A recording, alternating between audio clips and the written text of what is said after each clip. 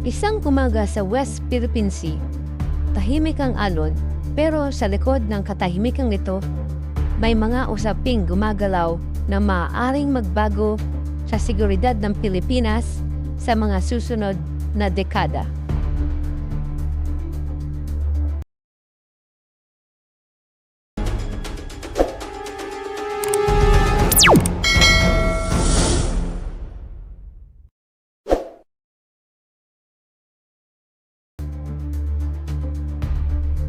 May mga plano at diskusyon na palakasin ang presensya ng Pilipinas kasama ang kaalyadong United States sa Kalayaan Island Group at sa paligid ng Malampaya Natural Gas Facilities.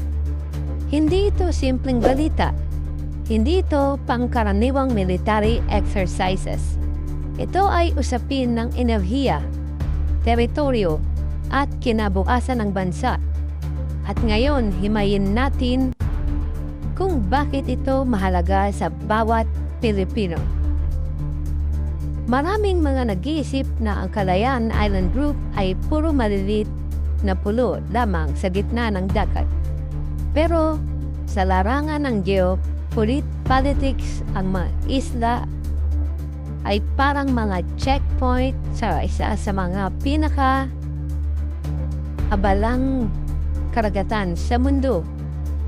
Kung sino ang may kakayahang magbantay sa lugar, siya ang may kakayahang protektahan ang yamang dagat.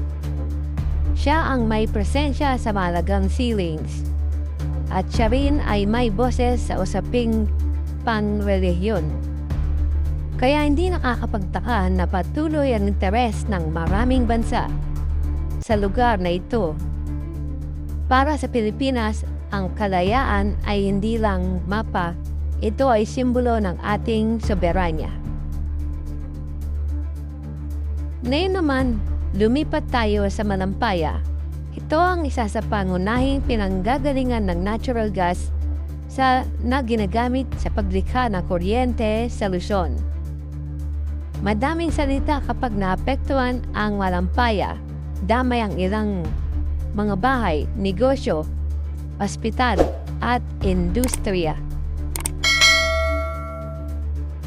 Energy security, national security. Kaya mga anumang hakbang para tiyakin ang kaligtasan nito ay hindi lamang usaping militar, kundi usaping pang-ekonomiya. Isipin ninyo kung gaano kahalaga ang isang pasilidad na tumutulong magpanatili na supply ng mga kuryente sa milyong-milyong Pilipino. Matagal nang may kasunduan sa depensa ang Pilipinas at ang United States. Sa ganitong uri ng partnership, una, nagkakaroon ng joint training ang mga sundalo. Sumunod, mas mapapalakas ang kakayahan sa maritime monitoring. May mabilis ang humanitarian and disaster response. At ang panghuli, at may napapaigting ang kakayahang magbantay sa malalayong bahagi ng karagatan. Hindi ito otomatikong nangangahulugan ng tensyon. Madalas ito ay paraan ng pagpapakita ng kandaan at pagpapanatili ng balanse sa rehiyon. Sa modernong panahon, ang presensya ay hindi lang lakas. Ito ay mensahe ng pagpapanatili ng kapayapaan.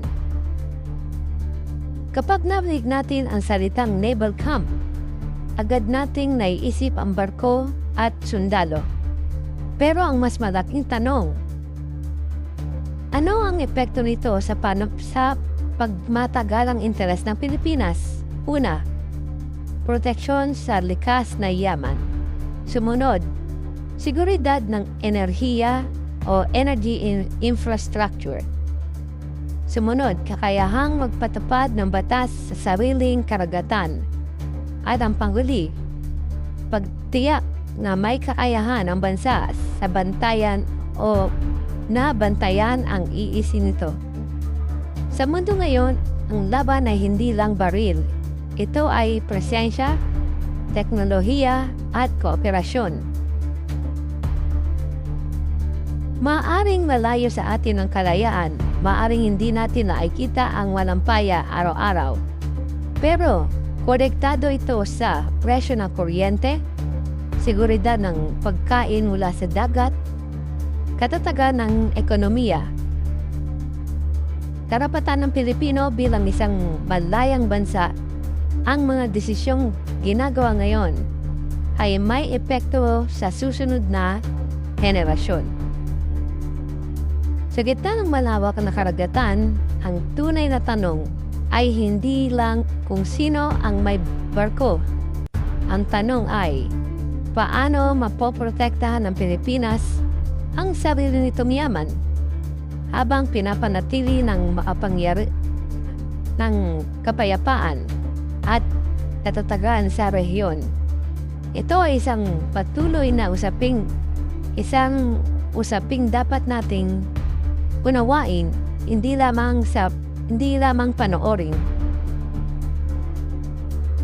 Ano ang pananaw ninyo sa pagpapalakas ng presensya ng Pilipinas sa West Philippine Sea? I-comment ninyo ang inyong opinyon, mag-like, mag-subscribe, at samahan ninyo sa mas malalalim na usapin tungkol sa mga isyung mahalaga sa ating bansa. Maraming salamat po sa inyong panonood at mabuhay ang Pilipinas.